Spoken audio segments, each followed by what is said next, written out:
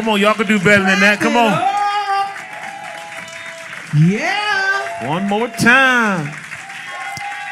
I love it. I love it. I love it. I love it. Power, presenting opportunities where everyone rises. We're so glad to have you in the room today. Today is a special day because we have one of our partners here with us today. We have done a lot of work with her in the field, and you'll find out more about that in just a few minutes. But for now, if you could mute your phone, if you could like and share this segment so that those who are not here can take a look, and maybe they'll meet us next time. What you say, babe? I agree with you.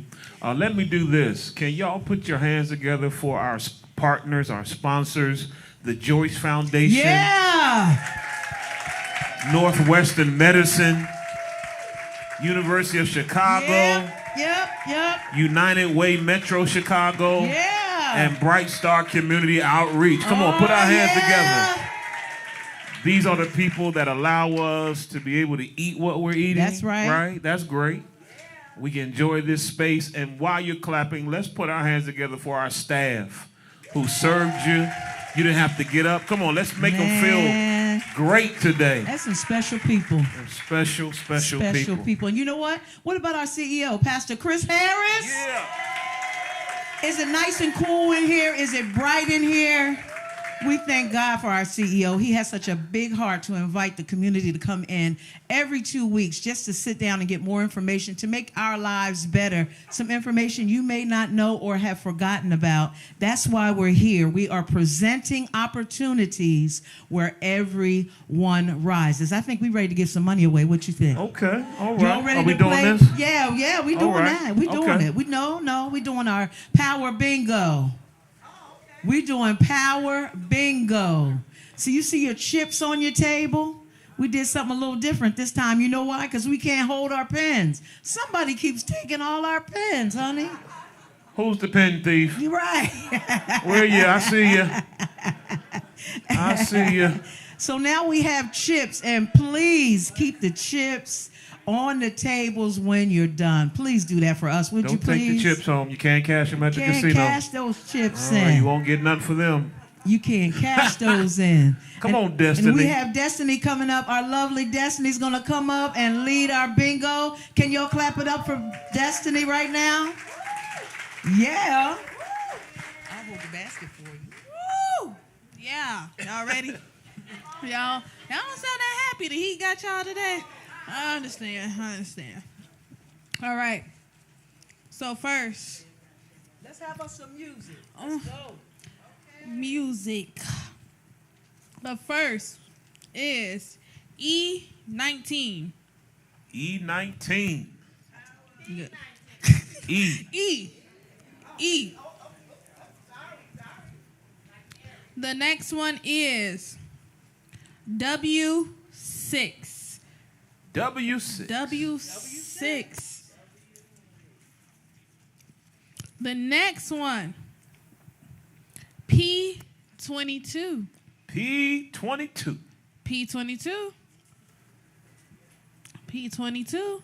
The next one, W55.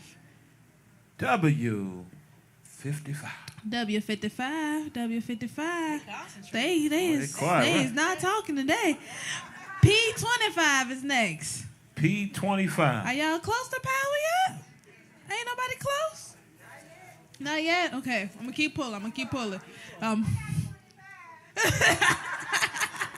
you're not a winner yet. O23. O23. Oh. All right, y'all still ain't got power. P19. P19.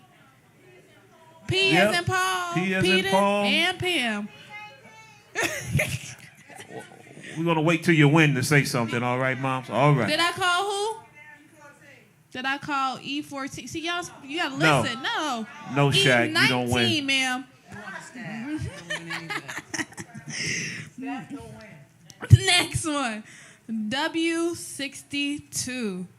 W62. Ooh, I made this one hard, huh? What? Oh, you got power? Mother. Mother. That's our CEO's mother right there. Next is R54. Mother, you can't keep saying which one you got. I just want to know if you got power. The next one, E21. All right. I was like, that was long. Can somebody go verify that? Verify power. I will verify. Come on, put your hands together and just clap it up for our winner. Man, that was a long power game, babe. Is this your first time? That's our first time. Yes, come on, clap it up. What's your name? Denise. Welcome, Denise. Come on, let's put our hands together for Denise. How much we giving? We'll check it out. We'll check it and see. Who won to? Destiny? We're going to verify. We're going to verify everything. We're going to the video right now. We are going to our video about our Turn Center. I don't know if you know that we moved next door to 4444 South Evans Avenue to the Turn Center, a 68,000 square foot facility where all of our programs can be housed in one spot. Unless you've worked in different locations for Bright Star Community Outreach, you really can't appreciate how thankful we are to all be together as family in one spot now. Can you clap it up for us? Still being able to manage to do things for the community, and now even more so. So here's the video about where we are right now. Come and visit sometime. Hey everybody, I tell folks all the time, you better stay ready so you don't have to get ready. Bless you, Pastor Mike. Listen, we here at the Turn Center, and can I tell you something? Something amazing happened on yesterday. We were able to host the Secretary of Transportation for the United States of America. Secretary of Transportation Pete Buttigieg stopped by along with our Congress people, along with all of our senators, our amazing leaders in the community on the political level, civic level, and the business level. I'm super excited about what we have done here at the Turn Center. And can I tell you, we're thinking bigger. We're thinking much broader. We're thinking what's next, what's now, and can I tell you, how can we change the trajectory that our community is on? Listen, we repurposed Carter G. Woodson School, a 68,000 square foot facility, and made it the Turn Center. TURN is an acronym for the Urban Resilience Network. We have reactivated this building. And here's what I tell people: say nothing about violence and trauma until you do something about violence and trauma. Secretary Buttigieg, along with many of these other civic leaders, got a chance to come and see the amazing work that young people like these folks in this room are doing around violence prevention. I mean, these young people by themselves are working on a project to say, how can we address violence prevention? There was no way we weren't going to bring the secretary and all of these great leaders and into this building and not show them our health and wellness department. Listen, we got folks in this room that are committed to addressing the social determinants of health. So they got a chance to learn what we're doing and the various programs. These folks are thinking every single day on how we can enable our community to live and live well. 68,000 square feet of space. And not only are we in here, we're going to invite at least 25 other community-based organizations that serve our community to come in this space with us. If you know a good program, if you know a good organization that's looking for space, tell them to reach out to us, because we believe that we are better together. We need your support.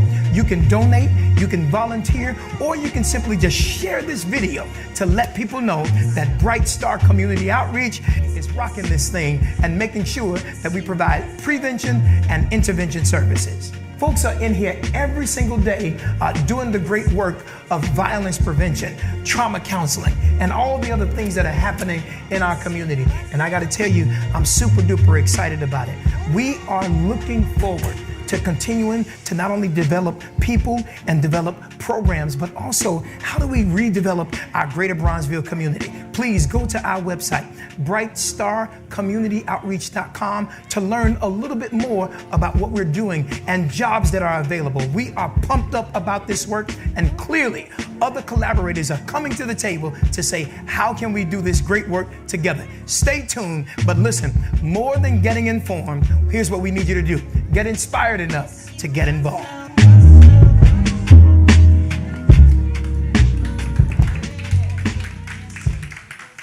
Oh, yeah.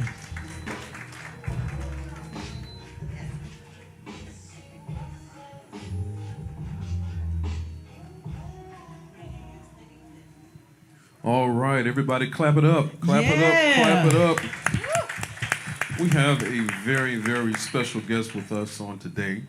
Her name is Jerry Mack, and she is a public health professional and a health advocate and works for UIC Office of Community Engagement and Neighborhood Health Partnerships. And it's also, actually it's called Ocean. As a director of community engagement, and she is a collaborative partner for a non-profit organization entitled Humble Hearts, Linkage Services, and Collaborative Partners of Jesus Keeps Blessing Us. And she also has a production company with her husband, Cortez Mack. So welcome. Woo! It's so good to have you here with us today. Thank you. And we just have a couple questions. We know that according to media and certain studies that COVID is on a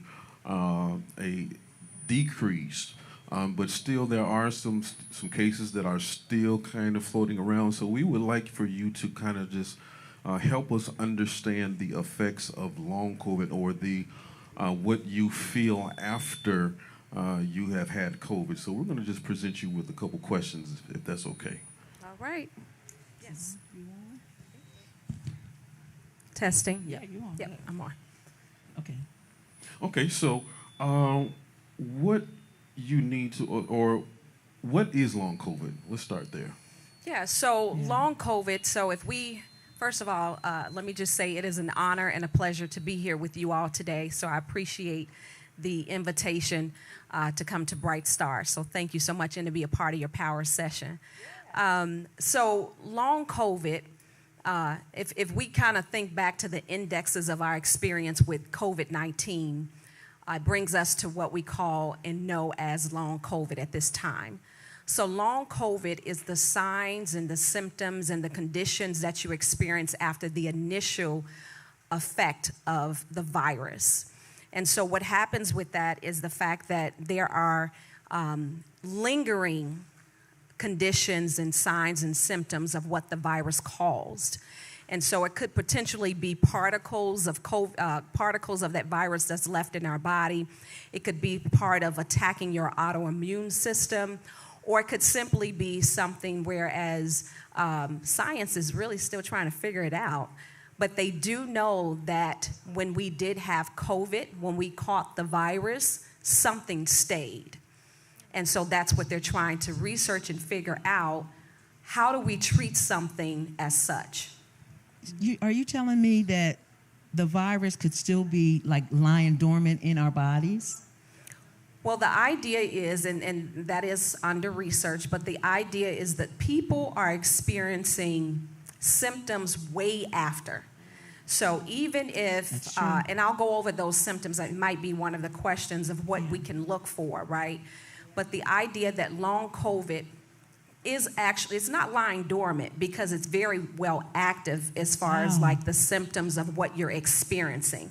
That's why they call it long haul COVID or long COVID, because they're things that you're still experiencing even though you're not currently infected. Now, Miss Jerry, let me tell you this. I had COVID 3 times. Wow. 3 times. I was vaccinated like I was supposed to. Our jobs, we had to do it if we were going to be in public places. I really didn't mind getting the vaccination, and I know in the past and over centuries, we are a little leery as African Americans to go get vaccinated. But then when it came down to it, we did. It was necessary. But still, I caught it 3 times, and the effects lingered. Long after I felt better, I was still kind of cloudy and all of that. Is there any way that COVID can be prevented? Yeah, the idea that COVID is still yet here, I'm sure you all have listened on the news just recently, how they were saying that COVID, people are still arriving at the hospitals and have COVID. Well, the only way to really prevent ourselves from COVID is we got to have clean hands, better hygiene. That's right. Better hygiene. Wash You those notice hands. that everybody's not walking around with masks anymore, but how is it that you as an individual can protect your own self? And so the idea is that we just have to be clean. We have to think about hygiene. We have to think about that if somebody is sick, well, you need to be leery about that. If somebody's coming around you that's having a cough, their nose is running, they got a fever, and just all the things that we would have done if it was the flu virus. You don't want to go around people, right? Just pretty much engaging and not protecting yourself. But I really think that the thing that will prevent us from COVID, because yet it is still here. As we know, we are just at a level 1 in Cook County, as I checked a couple of weeks, yesterday, because you can go online to see what level you are, what level our communities are. And then that kind of give you an idea, and we have to be just aware. So the idea of prevention is hygiene and being aware. Yeah. Wow, that is interesting. So what are the common symptoms of long COVID? Yeah. So I want to just make sure that I'm going to hit every point, because what is being researched right now is there are 12 symptoms of long COVID. And the researchers are saying that this is what people are reporting from these observational cohort studies, which means that there were people that had COVID, and Bright Star had been very instrumental in the beginning of our cohort, of our observational studies, because Bright Star was one of our recruiting partners for the research study. And so what this study did was people reported that these were the symptoms, 12 symptoms, that lingered and that is giving them challenges and possibly disabling them. Wow. So it's keeping them from their daily living activities. And so I'll just go over the 12 symptoms and I'll just name them really quickly. But one was feeling tired and unwell that gets worse after physical activity. Feeling weak and tired, fatigued. Even loss of sexual desire or ability. Mercy. The loss of change in taste or smell. So if you think about it, I'm sure if you did have COVID, that was one of those symptoms. But it's lingering and it never came back. I mean, your taste and smell hasn't come back yet. Wow. One is brain fog. So I do know that one of the clinical trials that are going on right now is going to address brain fog or neurology. And so what that does is it's more so that our concentration is off, our ability to think, not positively, but the ability for us to think clear, for us to actually have a mental fatigue, so brain fog is a really one that's really being part of a clinical study that's coming. And then feeling thirsty. So we have to think about, even people that are diabetics, they have that thirst as well, but this is just one symptom, another symptom we want to keep ourselves aware of. Dizziness, long-term cough, a chronic cough. Chest pain with those palpitations. The symptoms may affect your gastrointestinal system. So you may have some stomach problems or some digestion problems. The other is the fluttering or pounding of your heartbeats, that's the palpitations, but the other one was chest pain, just having this constant chest pain. And the other is these unusual movements. They're abnormal movements.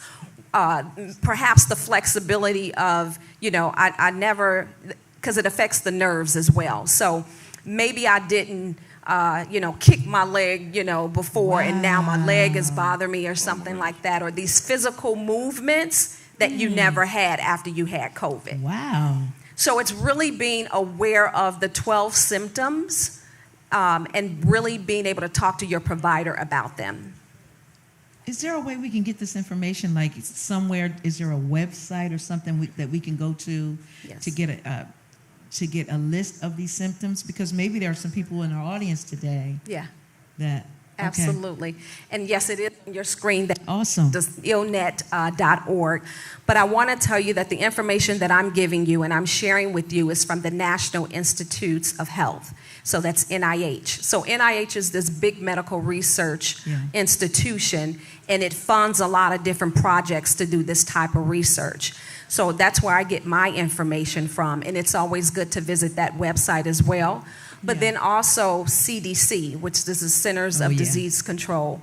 Very good websites. If you even recall when COVID, the pandemic was going on, you had CDC talking to you. Every day. You had your Cook County Department of Public Health, your Illinois Department of Public Health. You had all of these collaborative working efforts to bring us the information that we needed. Yeah.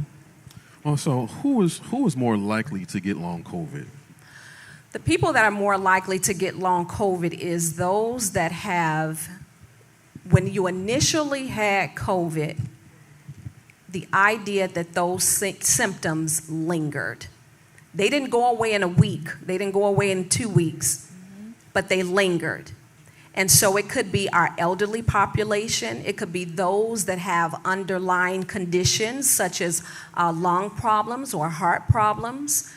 It can also be perhaps the environments that we're in. So if we're, as I talked earlier, and you said, how do we prevent ourselves? It's just the idea of making ourselves aware of hygiene. And I wanted to say also, don't be afraid to still wear your mask. If you go into these really compacted places, it's still good to wear your mask, especially when you go to the doctor. I have to say that part. Wow. When you go to the doctor, they still have masks out, in the lobby and things of that nature in the hospitals. Yes. So don't be afraid to grab one. You may see people get on the elevator and they coughing and they don't have a mask. Think about that. Right. Have that mask on to protect yourself. So to answer your question once again is those vulnerable populations. Got it. It's those that have had COVID time and time again and having to pay attention to those symptoms and being able to talk to your provider about those. Okay, I have a two-part question. So, are there clinics that specialize in long COVID treatment or post-COVID treatment? And how do I get the most out of those appointments when I visit the doctor for long COVID? Absolutely. So, yes, there are post-COVID clinics, and I do have a list of them if you are interested in. We have a handout for you. And those clinics are specifically for those that have these lingering symptoms and need to talk to a provider. Yeah. There is no treatment as of yet, and that's what they're working on. So that's what these new clinical trials are about, to address maybe 5 of these symptoms that really come out of COVID. Yeah. And so those clinics, if you're feeling that now, it would be good for you to go there and talk to a provider. And I'll tell you the benefit of that, because long COVID can be categorized as a disability. Is that right? Oh, wow. That's right. Okay. Did y'all hear that? As a disability. Say it one more time. Long COVID can be categorized as a disability. And so what you want to do is really look at the Department of Human Health and Services that'll give you that information about the disability of it. To see if you're eligible. So it's good to perhaps visit these clinics so that you can talk to those providers. And then also your other part of that question was, how do we talk to our providers? Well, if you have ever had COVID, has your body changed? Has your daily living activities changed? These are the type of conversations that you want to have with your provider, because they'll be able to assess whether it's, giving you a blood test or giving you different types of tests. Right. But the thing about, most importantly, I always say that when we talk to our providers, we need to keep a journal. It is good to keep a journal of how you are feeling, what your symptoms are, what you've noticed in a change.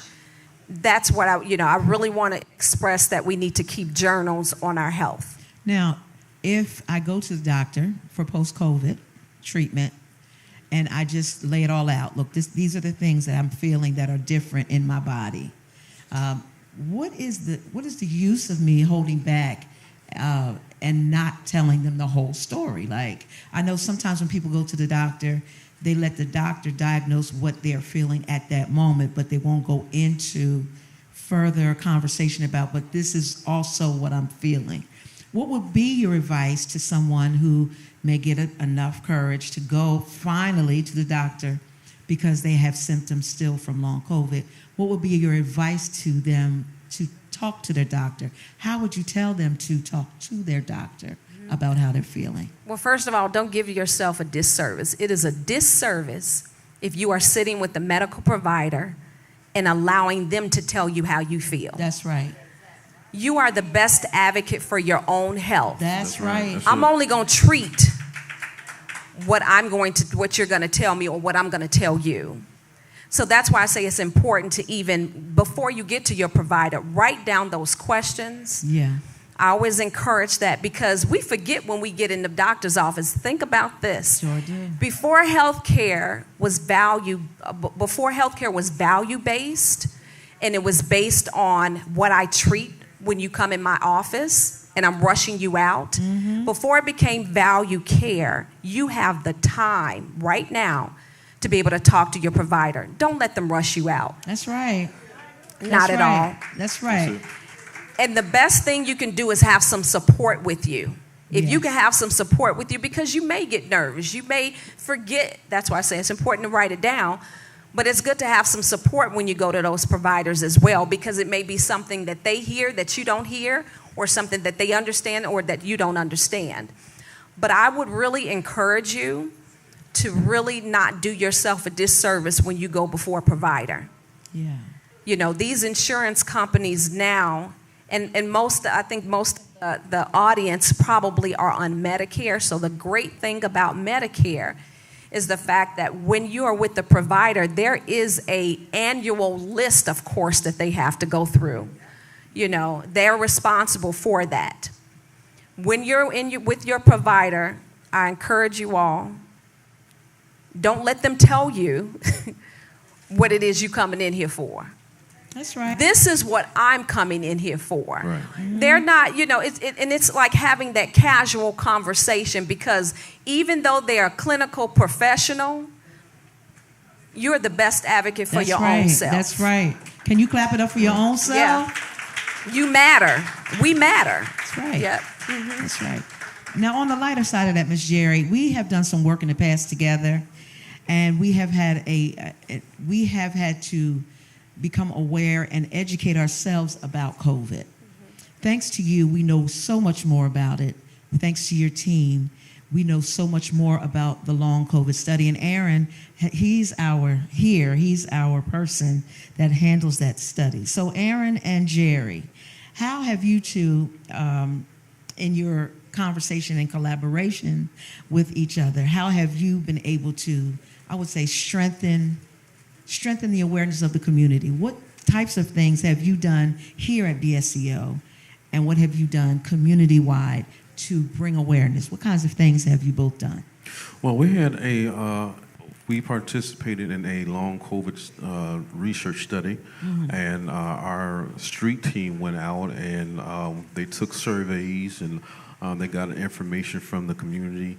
And our street team did just a phenomenal job of gathering information and bringing it back. I think we were slated to have maybe about 600 some odd surveys completed, but our team went over that I think they collected maybe about 1,200 surveys. In addition to what we were supposed to. In addition to, Wow. so that data is very important. So it helps the medical field understand what the community is going through, so we could provide programs or just resources for our community. So. Yeah. Clap it up for Aaron and his team at the Health Department of Bright Star Community Outreach. Ms. Jerry?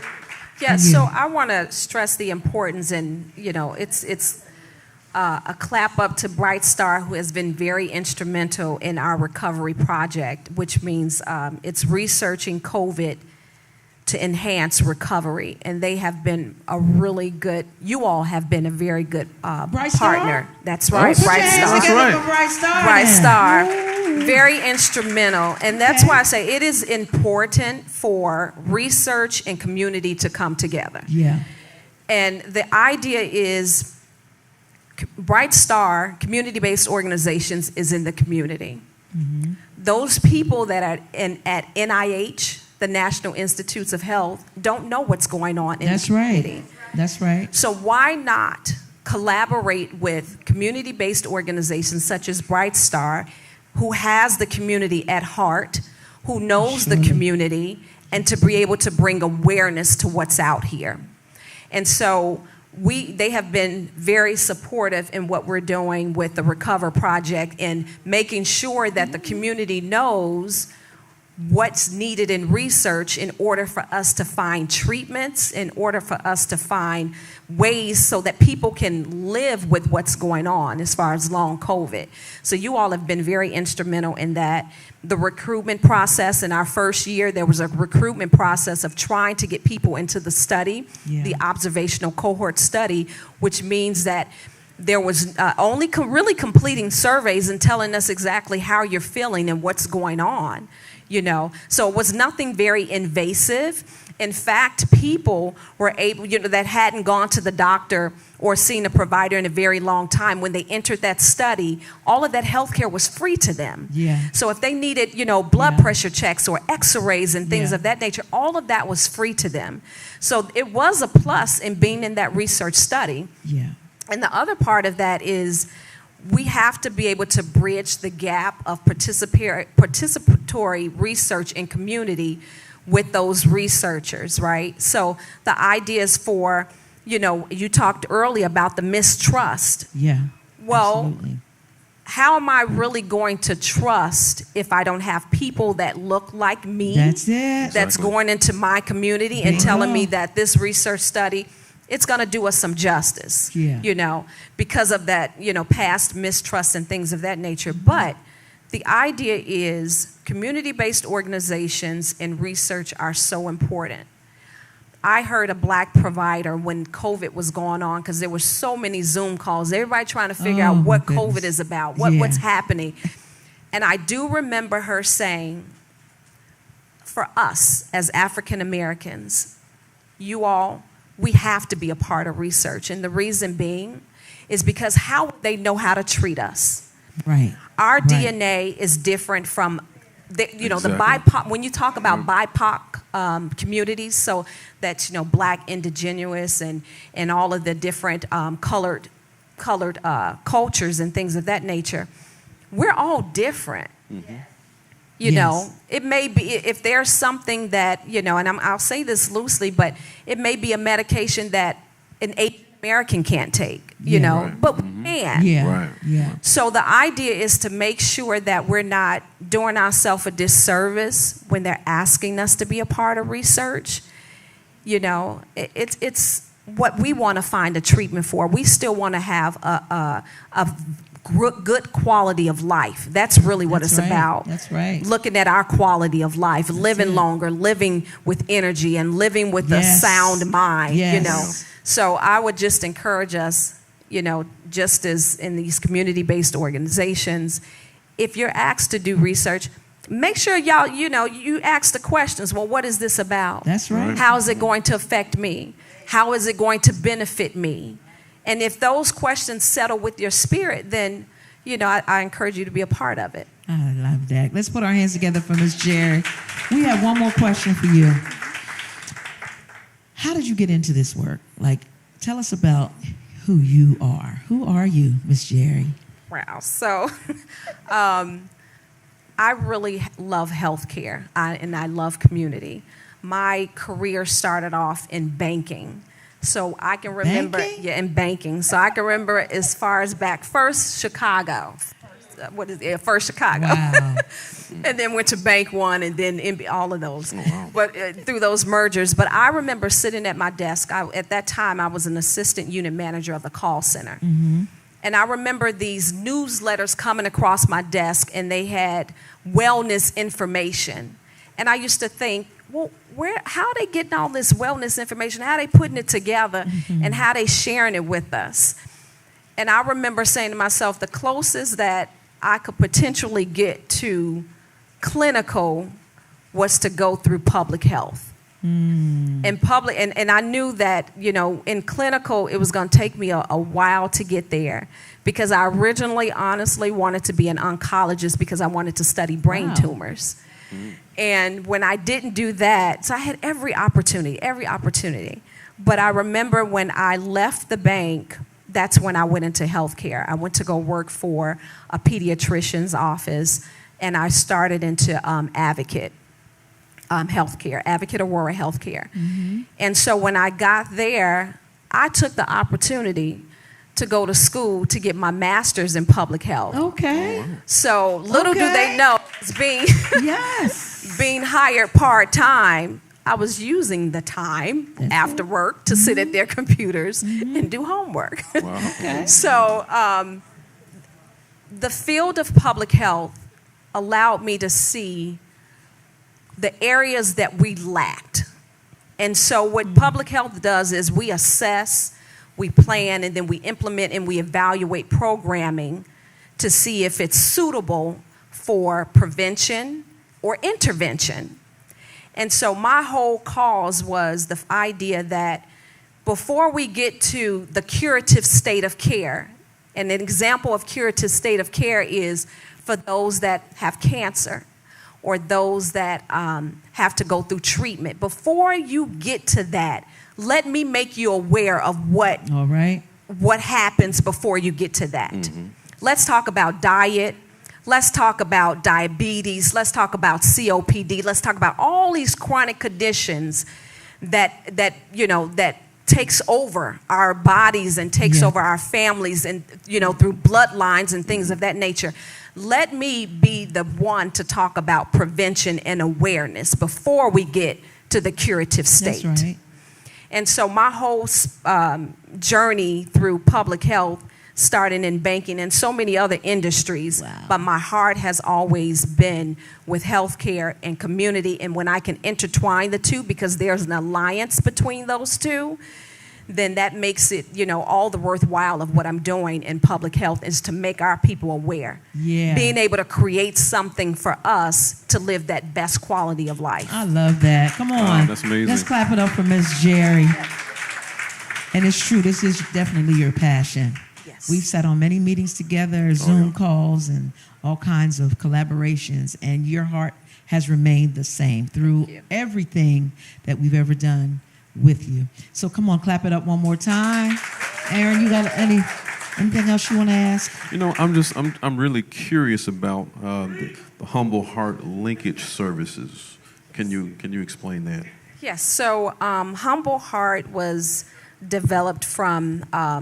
I had a nephew, and I'll tell you a really short story. So my nephew, he was 4 years old and diagnosed with a brain tumor that was the size of a grapefruit that sat at the back of his head. And I remember how it turned our family upside down at the time. I think I might have been a freshman in high school or something like that. And that's why I wanted to be a neurologist. I wanted to know what was going on. Like, how did this happen? Yeah. But nevertheless, he was cured from cancer. Thank God for that. Wow, that's amazing. And God allowed him to be on this earth for 33 years with us. Oh. And so he did pass away in 2019 He actually had a heart attack. Okay. And but we were so grateful because we knew that God cured him Yeah. from Yes. that. Yeah. So there was something else that took Come him on. home, but we Watch knew it. God was a healer. Watch it. So Watch yourself. Watch it. Watch it. Watch it. so out of that We are in came church. Humble Heart, because he was the sweetest person. He was my first nephew. The biggest heart. I mean, he gave away a lot, you know, and he was just a jewel.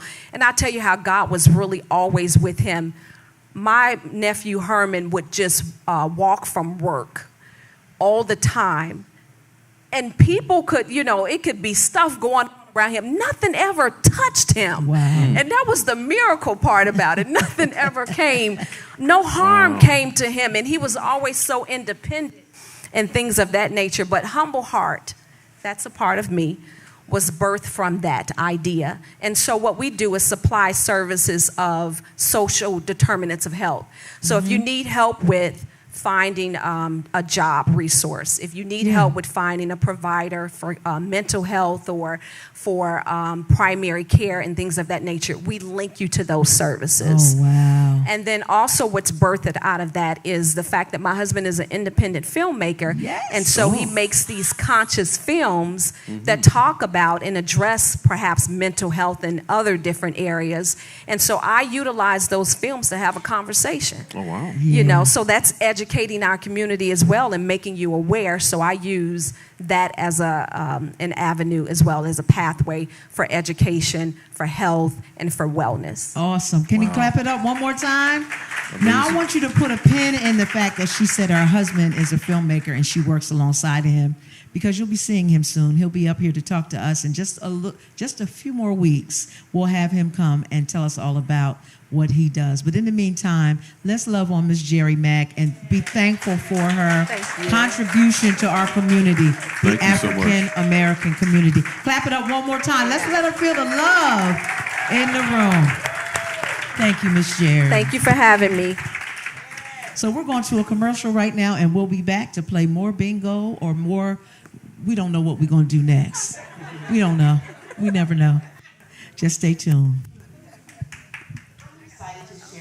An overview of what you'll learn as you view our videos about BSCO. Prior to the pandemic, the Urban Resilience Network pillars have focused on child and family services, mentoring, workforce development, advocacy, and trauma counseling. COVID-19 required us to shift our service delivery. Going forward, our attention is on TNT and CNC. Trauma will scale our work based on the Israeli model that has touched residents with trauma-related services. Training will harness our efforts to bring workforce development, resulting in livable wages to our community. Community conversation and collaboration will strengthen our current collaborative of 70+ community-based organizations. The focus of the collaborative is creating initiatives and mobilizing efforts to address workforce development, social determinants of health, housing, and education. In addition to these areas, the overall goal of the collaborative is to reduce the effects of trauma and violence in the greater Bronzeville community. Through the work of our collaborative, according to the University of Chicago research, our efforts have translated into a 14% reduction in robberies, a 10% drop in aggravated assaults, and a 17% drop in shootings in the specific catchment area that we serve. Your support of our work will further our outreach and allow us to serve more in the community. It is our hope that you will learn more about our ecosystem of care in our programmatic videos, and that you will partner with us as we endeavor to make meaningful change to the greater Bronzeville community and beyond. All right, let's put our hands together for the video. Did we enjoy Miss Jerry today? We learned a lot, right? That's wonderful, wonderful, wonderful. All right, we're going to give some money away. Is that all right? Somebody over here said, I'll take it. Yeah, I'll take it. All right, what I'm going to do, I'm I'm going to give you a riddle. The first person that raised their hand, you have an opportunity to answer it. All right? Y'all ready? Here it is. Okay, a man. Hold on 1 second. Hold on 1 second, babe. How are we going to have them answer it? Are we going to have them raise their hand? Because it could be bedlam in here if we leave it up to our audience. I know y'all. Yeah. Raise your hand, and I'll pick you out. All right. Just don't holler the answer. If you holler the answer, you're going to lose. You have to. All right, so I'll look out. You go ahead. Right. You ask, I'll look. The first person that raised their hand. All right. If they put your hand down, Wakenda, you can't win. A man shaves several times a day, but still has a beard. How? I'll say it again. A man shaves several times a day. Several times a day. But still has a beard. How? I saw the lady in the back first, the last one. Yes. Correct. She got it. Y'all don't get mad. Come on, we celebrate around here. Keisha. The same young lady. This is your day, sister. Come here for a minute. Come over here 1 second. We need some music, y'all. Can y'all give us something, please? Let us pump it up a little bit. Come on. We ain't with the you music, don't need people. no shoes. It's all right. Thank y'all. Hi. You said this your first time here ever? What's your name? Come on up. Come on. Denise? Yes. Denise. Let's put our hands together for Denise. So Denise, we thank you for being here with us, and we're going to celebrate you by giving you another gift card. You see that lady right there? Yes. All right, she's got your gift card. Go on back and get that. All right. Man, look. This was the day. We got 2 more gifts to give away. Y'all quiet? I don't know if you full or what it is. You can't be hot because I got a jacket on. That's how chilly it is. I got a jacket on. Right. It's so cold, I got a jacket on today. Jacket on. Not just a jacket either. Not just a jacket? Sparkling. Sparkling jacket. Yeah. Diamonds and pearls on there. Huh? So let me remind you, we have another power coming up, but this was the last one for for August. Ooh, October. This is the last one for August. So we will see you in 2 more weeks. So make sure you check it off on your calendar. We will be calling you. How many people did not get a call for this today? All right, are you on our list? You did not get a call. We're going to tighten that up too. We're going to tighten that up too to make sure that you get your phone calls to remind you to come. It's going to be in 3 weeks because we have a 5th Wednesday. So don't look for 2. It'll be in 3 weeks. Did I do that right? I think you did. I think I did that right. Okay. Did. All right. Thank you. If you come in on Wednesday and nobody's here, you that's the wrong day. That's the wrong day, okay? All right, so for now, if you want to go onto our website, brightstarcommunityoutreach.com, and register for the next power session, do it now. You're not doing anything anyway. Just go on, log on, register, and meet us right here in the building. We have people, we got food here, we got guests here, we got prizes here. The only thing we don't have here is you. Right. Now, we're about to give away some money, but for those online, y'all can't get none, all right? That's only for the people here. So the people here, let's wave to the people online. Say bye. Yeah, bye-bye.